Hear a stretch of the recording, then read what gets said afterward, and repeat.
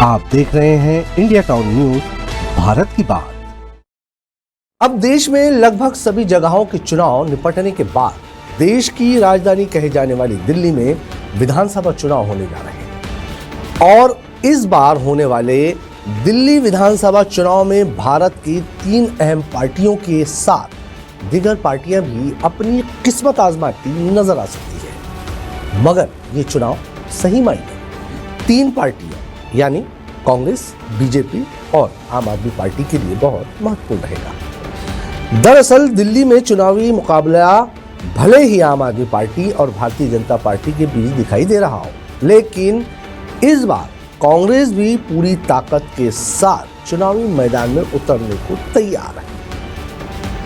पिछले 2 विधानसभा चुनाव में दिल्ली में कांग्रेस अपना खाता तक नहीं खोल सकी थी, लेकिन इस बार पार्टी अपनी गलतियों से सबक लेते हुए नई रणनीति के साथ चुनाव लड़ने जा रही है।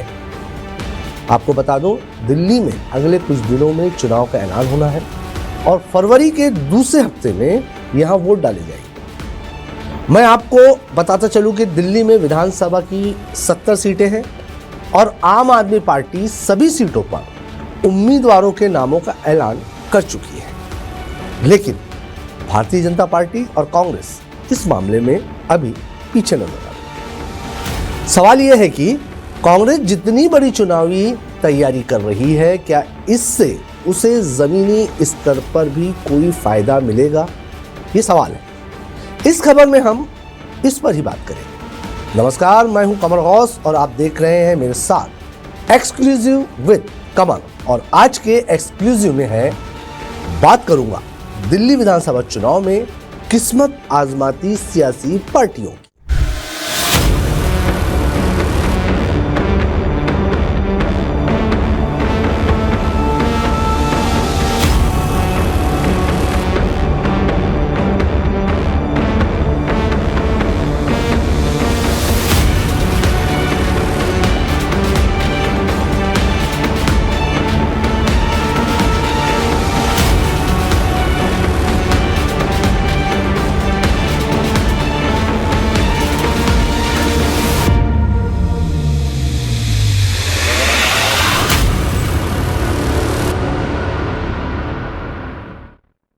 चलिए शुरुआत करते हैं आम आदमी पार्टी से।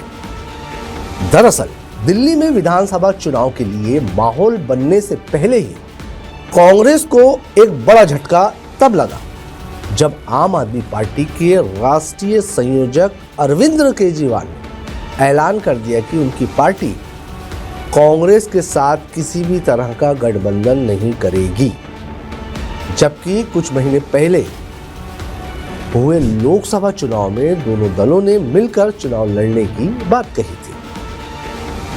हालांकि इसके बावजूद भी ये दोनों दल दिल्ली में एक भी सीट नहीं जीत सके थे और भारतीय जनता पार्टी ने सभी सीटों पर चुनावी जंग फतेह कर ली थी। बहरहाल अब बात करते हैं दिल्ली में कांग्रेस की चुनावी तैयारियों पर। कांग्रेस ने दिल्ली चुनाव के लिए अपने वॉर रूम को चुस्त दुरुस्त कर लिया है और उम्मीदवारों को चुनाव किस तरह लड़ना है इस संबंध में उन्हें दिशा निर्देश दिए जा रहे हैं। दूसरी जानिब राजधानी के अंदर खुद को चुनावी मुकाबले में दिखाने के लिए पार्टी अपने कई वरिष्ठ नेताओं को चुनावी जिम्मेदारियां देने जा रही है। इनमें कांग्रेस शासित सभी राज्यों के मुख्यमंत्री, उप मुख्यमंत्री, पार्टी के राष्ट्रीय प्रवक्ता और तमाम बड़े पदाधिकारियों का नाम शामिल है। यह है कांग्रेस की बात। अब चुनाव के दौरान पार्टी के सभी बड़े नेता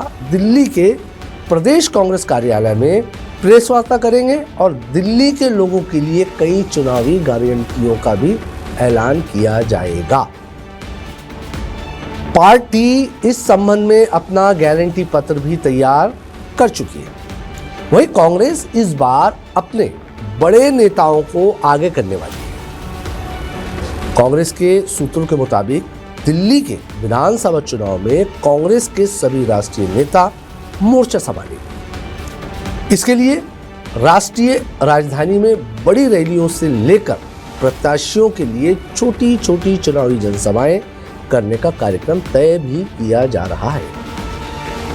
आपको बता दूं, इन चुनावी रैलियों और जनसभाओं में लोकसभा में विपक्ष के नेता राहुल गांधी, पार्टी की राष्ट्रीय महासचिव और सांसद प्रियंका गांधी वाड्रा, राष्ट्रीय अध्यक्ष मल्लिकार्जुन खड़गे जैसे बड़े नेता पार्टी के उम्मीदवारों के लिए वोट मांगे।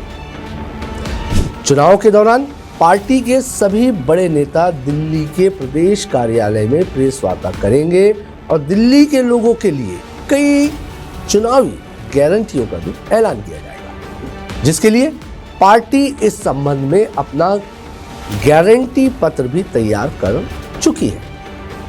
अब इन वरिष्ठ नेताओं के अलावा हिमाचल प्रदेश के मुख्यमंत्री सुखविंदर सिंह सुक्खू, कर्नाटक के मुख्यमंत्री सिद्धरमैया, उप मुख्यमंत्री डीके शिवकुमार, तेलंगाना के मुख्यमंत्री रेवंत रेड्डी, सचिन पायलट, भूपेंद्र सिंह हुड्डा, कुमारी सैलजा, पंजाब के पूर्व मुख्यमंत्री चरणजीत सिंह चन्नी सहित कई बड़े नेताओं के साथ कांग्रेस दिल्ली के सियासी अखाड़े में उतरेगी। वहीं ये भी देखा जा रहा है कि भारतीय जनता पार्टी के साथ ही आम आदमी पार्टी पर भी कांग्रेस हमलावर नजर आ रही है।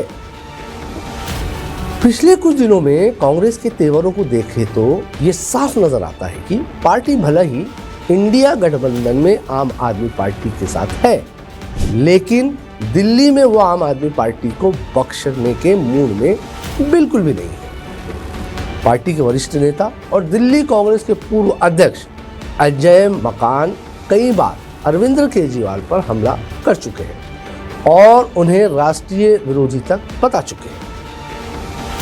यही वजह है कि पार्टी ने इसलिए अरविंद केजरीवाल की नई दिल्ली विधानसभा सीट पर पूर्व मुख्यमंत्री शीला दीक्षित के बेटे और दिल्ली में 2 बार सांसद रहे संदीप दीक्षित को टिकट दिया है। इस तरह मुख्यमंत्री आतिशी की विधानसभा सीट कालकाजी पर भी पार्टी ने महिला कांग्रेस की राष्ट्रीय अध्यक्ष अलका लामा को उतारा। ये साफ कर दिया कि वो भारतीय जनता पार्टी के साथ ही आम आदमी पार्टी के खिलाफ भी धारदार तेवरों के साथ चुनाव लड़ेगी। कालकाजी सीट से भारतीय जनता पार्टी के उम्मीदवार रमेश बिधूड़ी के बयानों को लेकर कांग्रेस पूरी भारतीय जनता पार्टी और आरएसएस को निशाने पर ले रही है। चलिए आपको बता दूं कि पिछले 2 चुनाव में कांग्रेस की क्या स्थिति थी। दरअसल पिछले 2 विधानसभा चुनाव के नतीजे बताते हैं कि दिल्ली में कांग्रेस की हालत बहुत पतली है। पिछले दिनों ही चुनाव में पार्टी का यहां पर खाता तक नहीं खुलता। 2020 के विधानसभा चुनाव में तो अधिकतर सीटों पर उसकी जमानत तक जब्त हो गई थी। दिल्ली में विधानसभा की कुल 70 और लोकसभा की 7 सीटें हैं। कांग्रेस ने 2024 के लोकसभा चुनाव में निश्चित रूप से लोकसभा सीटों की संख्या में इजाफा जरूर किया, लेकिन उसके बाद हरियाणा और महाराष्ट्र के विधानसभा चुनाव में हार मिलने की वजह से पार्टी का मनोबल काफी गिरा है। कांग्रेस दिल्ली में बड़ी चुनावी लड़ाई लड़ने का दम तो भरती दिख रही है, लेकिन पिछले चुनावी नतीजे देखकर यह कहना मुश्किल है कि वो दिल्ली की सियासत में कोई बड़ा उलटफेर कर पाएगी। हालांकि सियासत में कुछ भी असंभव नहीं है। यहाँ ये भी नहीं भूलना चाहिए कि कांग्रेस 1998 से 2013 तक लगातार दिल्ली में सरकार चला चुकी है, लेकिन आम आदमी पार्टी के उदय के बाद पार्टी दिल्ली की सियासत से लगभग साफ हो गई है। देखना होगा कि वो दिल्ली में 0 सीटों के अपने पिछले चुनावी प्रदर्शन से कितने आगे बढ़ पाती है। आज के हमारे एक्सक्लूसिव विद कमर में फिलहाल इतना ही। मुझे दीजिए इजाजत। नमस्कार।